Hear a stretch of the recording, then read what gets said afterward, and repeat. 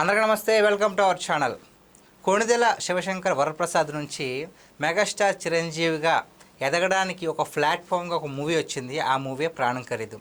ఆ movie release అయ్యి September 2, 1978కి 47 years complete అయింది. సో దానికి సంబంధించి చిరంజీవి గారు తన అభిప్రాయాన్ని వ్యక్తం చేస్తూ తన ఆనందాన్ని కూడా సోషల్ మీడియాలో షేర్ చేసుకున్నారు.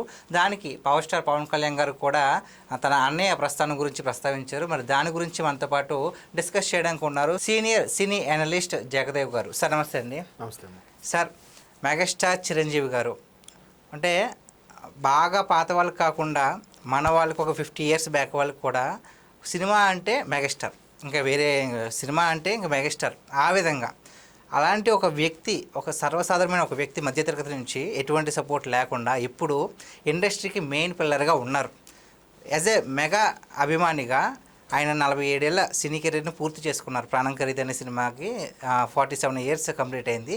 దానికి మీకు ఎలా అనిపిస్తుంది అసలు? ఎప్పుడు చిరంజీవి గారిని చూడగానే నాకు ఫస్ట్ గుర్తొచ్చేది అనిపించేది ఏంటంటే కుటుంబంలో ఒక్కరు చక్కగా కష్టపడి స్థిరపడితే ఎంటైర్ కుటుంబం తరతరాలు సెటిల్ అయిపోవచ్చు. ఒక చిన్న విత్తనం మీరు అన్నట్టు 77లో నాటిన విత్తనం, 78లో నాటిన విత్తనం ఈరోజు మహావృక్షం.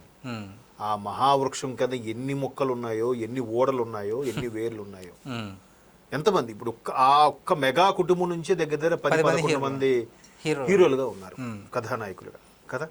వాళ్ళందరూ కూడా ఈడు ఫ్లాప్ అయ్యాడు, ఈడు పేరిపోయాడని లేదు, ఎంతో కొంత కష్టపడి పేరు తెచ్చుకున్న వాళ్ళే. మొన్న సాయిధరం తేజ్ కానీ వాళ్ళ తమ్ముడు వైష్ణవ్ కానీ వాళ్ళు కూడా.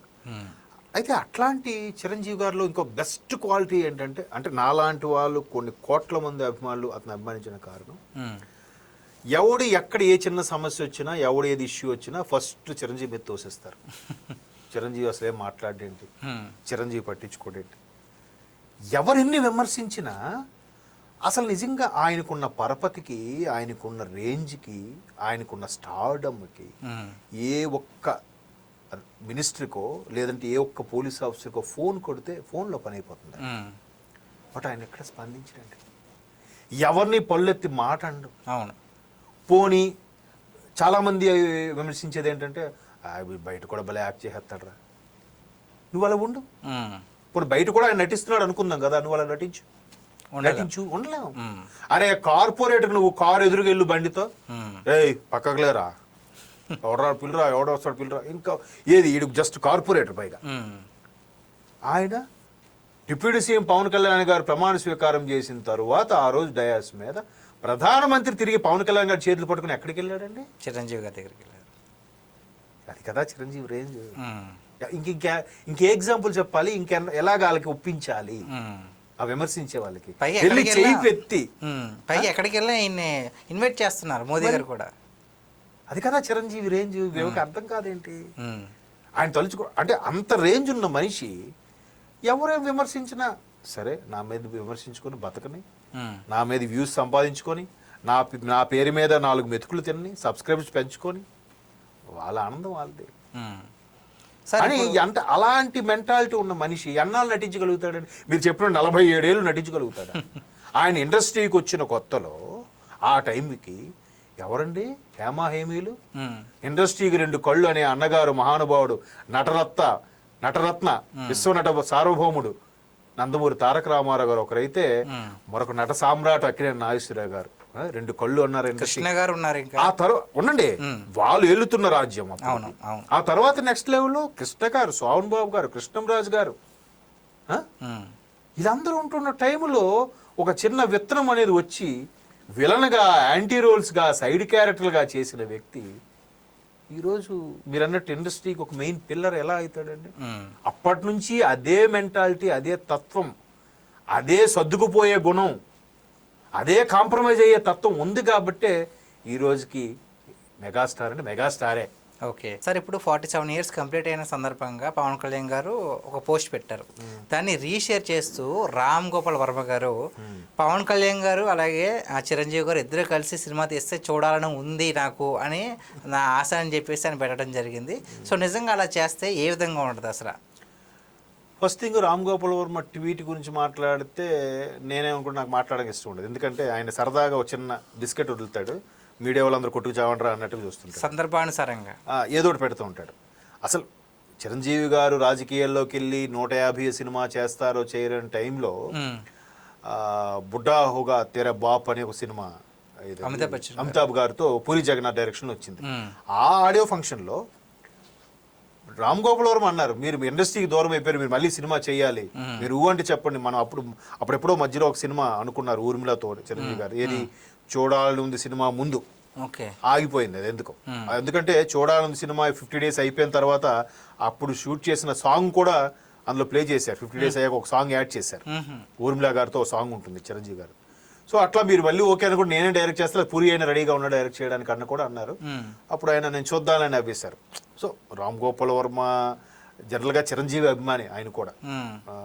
బట్ ఎందుకో గత 5 ఏళ్ళలో చాలా జరిగాయి కదా, చాలా దారుణాలు, చాలా మతలబు జరిగిన దాంట్లో ఈయన కూడా ఎందుకంటే ఒక పార్టీ. ఎందుకంటే పవన్ కళ్యాణ్ గారి సినిమా టికెట్ రేట్లు తగ్గించడానికి ఎలా తగ్గిస్తారు, మీరు దమ్ముంటే మీ పిల్లలకు పెట్టి సినిమా తీయండి అని చెప్పి ఒక పెగ్గేస్తూ వీడియో షూట్ చేసి యూట్యూబ్ రిలీజ్ చేస్తే ఇదే రామ్ గోపాల్ వర్మ మాజీ మంత్రి పేర్ని నాని గారిని కలవడానికి వెళ్ళి, అంటే అప్పుడు మంత్రి కదా ఆయన, వెళ్ళిన తర్వాత నుంచి మారిపోయాడు ఆయన.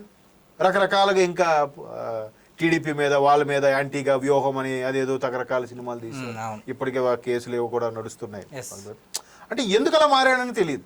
ఆయన ఎవరిని అభిమానించడు, ఎవరిని ప్రేమించడు, ఎవరి వైపు స్టాండ్ తీసుకోని వ్యక్తి ఇట్లా వైసీపీ వైపు ఎందుకు స్టాండ్ తీసుకున్నాడు అనేది $1 million ప్రశ్న. ఓకే, అంటే ఒక ఆర్జీబీ క్వశ్చన్ పక్కన పెడితే, ఆర్జీబీ అభిప్రాయం పక్కన పెడితే, చాలా మంది మీలాంటి అభిమానులు అందరూ అనుకుంటారు అన్నదమ్ములు ఇద్దరు కలిసి సినిమా చేస్తే ఎలా ఉండబోతుంది అని. అది సార్థకం. అలా అయితే చాలా ఇప్పుడే కాదండి, రామ్ చరణ్ గారు ఇండస్ట్రీకి వచ్చిన కొత్తలో మెగాస్టార్ గారు, పవర్ స్టార్ గారు, మెగా పవర్ స్టార్ గారు ముగ్గురు కలిసి సినిమా చేస్తే బాగుంటుందని ఒక అభిప్రాయం వచ్చింది. దానికి ఒక అభిమాని కూడా ఎలా పెట్టాడంటే, గతంలో సూపర్ స్టార్ కృష్ణ గారు వాళ్ళిద్దరు అబ్బాయిలతో ముగ్గురు కొడుకులను సినిమా తీశారు. అతను పెద్ద కొడుకుగా, రెండో కొడుకు రమేష్ బాబుగా, మూడో కొడుకు మహేష్ బాబుగా, అప్పట్లో సూపర్ హిట్ సినిమా. అలాగే మీరు కూడా ముగ్గురు అన్నదమ్ములుగాను, లేదంటే చిరంజీవి తండ్రిగా అయితే కొడుకులుగా వీళ్ళిద్దరు. ఎందుకంటే చిరంజీవి గారికి Pawan Kalyan almost 18 years 20 years gap ఉంది. సో ఆల్మోస్ట్ కొడుకు లెక్కే. ఎందుకంటే పవన్ కళ్యాణ్ గారు కూడా ఎప్పుడు చెప్పినా నాకు తల్లి తండ్రి తర్వాత తల్లిదండ్రి మా అన్నయ్య వదినే, నేనేం చెప్పినా ఏం చేసినా నా బావు కోసం వాళ్ళు ఎంతో ఇది చేశారు కొన్ని 100 సార్లు చెప్పుంటాడు. సో అట్లాంటి కొడుకులాగా ఇప్పుడు వీళ్ళిద్దరు అన్నదమ్ములాగా ఉంటారు. ఈవెన్ రంగస్థలం సూపర్ హిట్ అయిన తర్వాత కూడా రామ్ చరణ్ ముద్దు పెడుతూ నాకు వీడు అన్నయ్య కొడుకు కానీ కొడుకు కాదు, నా తమ్ముడు లెక్క వీడు అని. సో వీళ్ళిద్దరు అన్నదమ్ములాగా ఉంటారు. సో అలా కూడా చేస్తే బాగుంటుందని ఇప్పుడు ఆ మగధీర హిట్ అయిన తర్వాత నుంచి టాక్ ఉంది. బట్ నిజంగా చేస్తే 2 కళ్ళు చాలవు కదండి. అది ఇప్పుడు పైగా చిరంజీవి గారు సినిమాలు చేస్తున్నారు కానీ పవన్ కళ్యాణ్ గారు ఇప్పుడప్పుడే సినిమాలు చేసే ఇంక ఇది లేదు, ఆయనే చెప్పేశాడు. పెండింగ్ ఉన్నవి కంప్లీట్ చేస్తున్నాను తప్ప మళ్ళీ చేసే ఉద్దేశం లేదు, ప్రత్యక్ష రాజకీయాల్లో ఉన్నాం కాబట్టి. కానీ మరి వస్తే ఒక అభిమానిగా హ్యాపీయే, కాదని ఎవరున్నారు ఖచ్చితంగా. ఎందుకంటే ఏ సినిమా శంకర్ దాదాలో అనుకుంటా కదా, మధ్యలో శంకర్ దాదా జిందాబాద్ లో వచ్చారు, కలిసి చేశారు. MBBS లో ఒక దగ్గర పాటలో శ్రీకాంత్ గారికి డ్రింక్ పోస్తూ కనిపిస్తారు. అలా కాకుండా మీరంటూ ఫుల్ లెంత్ క్యారెక్టర్ చేయాలనుకుంటున్నారు. మరి అలాగంటే తండ్రి కొడుకులు ఆచార్య చేశారు, ఎందుకో సరిగ్గా నప్పలే. కాబట్టి ఉంటుంది, బట్ అది జరిగే పని అయితే కాదు. అలా జరిగితే హ్యాపీయే. బట్ అలాగా అభిమానుల కోసం వాళ్ళు ఇబ్బంది పడి చేస్తారు. మెయిన్ కథ ఒకటి దొరకాలిగా, అట్లాంటి ప్రాజెక్టు సెట్ అవ్వాలంటే హ్యాండిల్ చేయాలంటే మళ్ళీ రాజమౌళి లాంటి వాళ్ళు రామ్ చరణ్ ఎన్టీఆర్ని హ్యాండిల్ చేసినట్టుగా చేయగలిగారు. కాబట్టి ఓకే వస్తే హ్యాపీయే, కానీ ఇప్పుడులో సార్థకం అయ్యే పరిస్థితి కనబడట్లేదు. Thank you sir.